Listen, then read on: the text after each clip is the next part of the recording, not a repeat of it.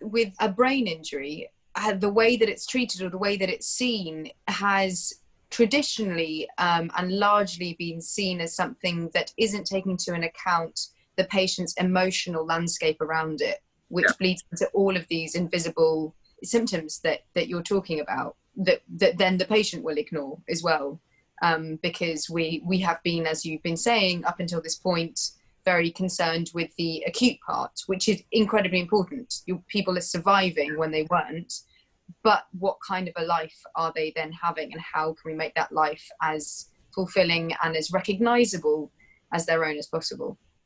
There's good evidence that things like mood or emotional state will have an influence on motor recovery, so recovery of movement or recovery of language function. So all of these factors interact with one another, and that's what I mean by complex. So that's one reason why it's really important to know about these unseen symptoms. Fatigue is another great example. You can't put somebody into an intensive upper limb rehab program if they're experiencing quite severe fatigue. You can't do it, so you have to know about that. But the more obvious reason to know about these things is because they're debilitating symptoms in their own right. Stop people getting back to work. This will stop people getting back to leading the lives that they want to lead, whether it's with family, or whether it's their hobbies or work, or whatever. So it's really important to deal with all of these things.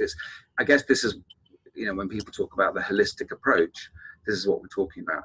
This person is not just a weak arm or not just an aphasia. You have to take account of all of their symptoms and try and manage them all together. And that's why it's such a challenging, difficult, but potentially rewarding area.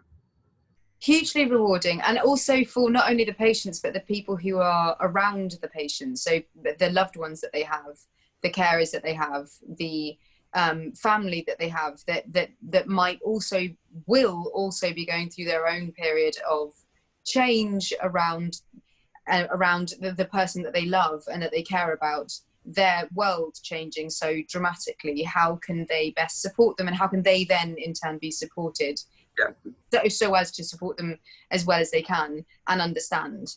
And I feel like that's another area that you and I have definitely spoken about a lot, and it's something that you really care about as well. Thank you so much to the incredible Professor Nick Ward for genuinely making me as a brain injury survivor feel that much better. Everything we can do to support this happening, to support recovery, and to support incredible people like Nick, make sure that brain injury survivors are full of hope. Stay on SameU. We're going to be giving you guys as much information as we possibly can, and we're going to keep doing things like the digital recovery clinic, like Enroll. So every support that we get is just so gratefully received, and please know that we are doing everything we can to make sure that brain injury recovery is exactly where it needs to be. So thank you so much. Thank you again to Nick Ward, and take care, everyone.